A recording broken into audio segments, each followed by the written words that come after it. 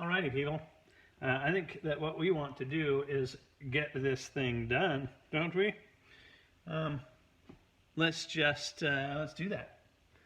What I want to start doing now is I want to start using these MRI slices. I'm going to be holding my shoe up here, but I'm looking at my shoe, yes, but I'm also really looking at these MRI slices, and what they're telling me what the outside contour, where the outside contour of my shoe is. It needs to make, both things need to make sense, right? So I'm going to hold this thing up there. What happens is when people don't do this MRI slice, they don't do it specifically, it's real apparent because like this part back here doesn't get understood, right? So it always looks sort of smaller and blah, blah, blah, blah, blah. So I need to have this make sense with, as I'm drawing this, I'm holding it up in the direction,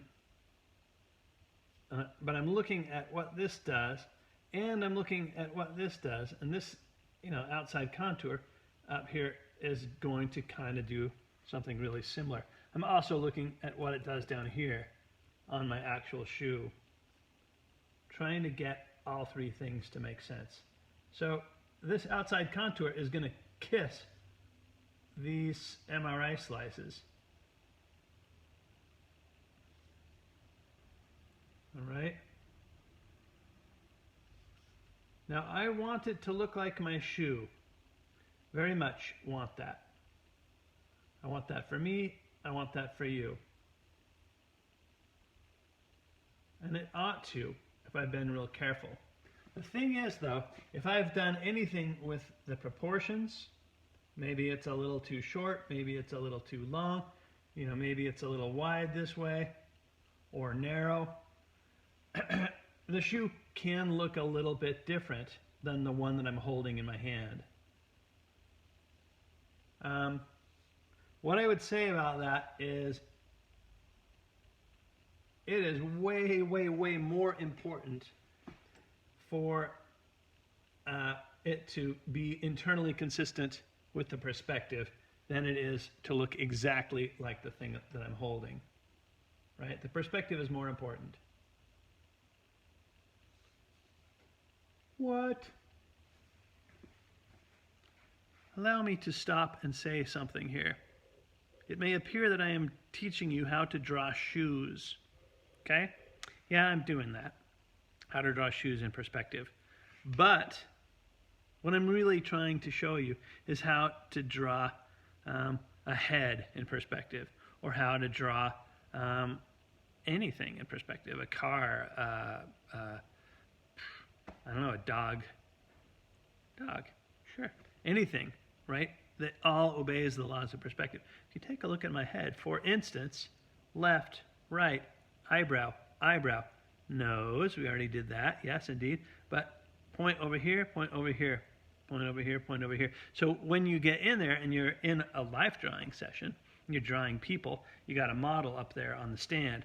Holy cow, look, shoulder to shoulder, elbow to elbow, knee to knee, hip to hip, right?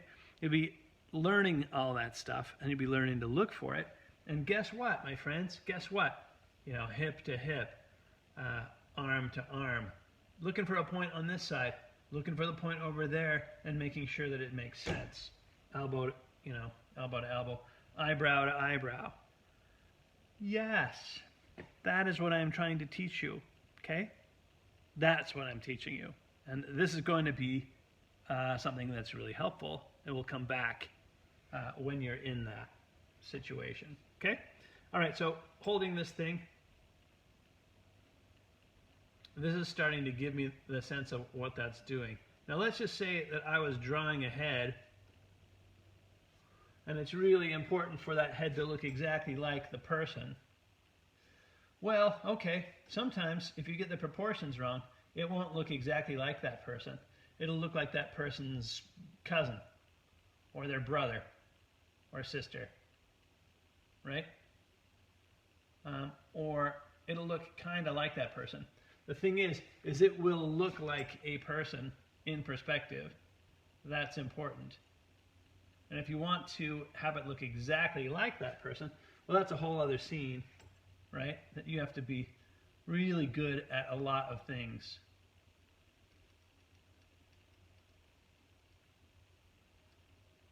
There it is, my outside contour. Check it out. I've also got, this point and this point.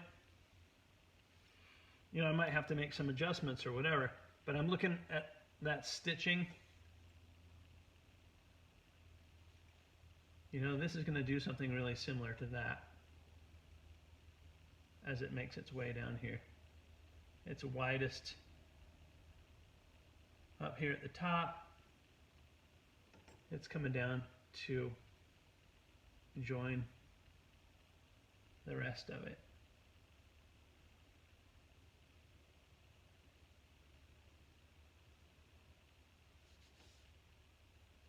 So I start to build the architecture of my shoe. And your shoe might be like real different from mine. So I don't want to spend too much time on the actual architecture of my specific shoe. I want this to be about everybody's shoe. But I've used the MRI scan to find the outside contour. And now what I'm going to do, I can see that I've got 1, 2, 3, 4 of these guys.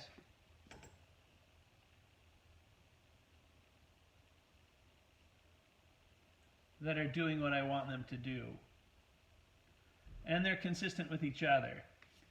So as you're drawing those, you have to make sure that, in particular, these bottom lines are going out there towards your vanishing point. If they start to, then these things aren't going to be consistent with each other. So you have to be real careful with those, right?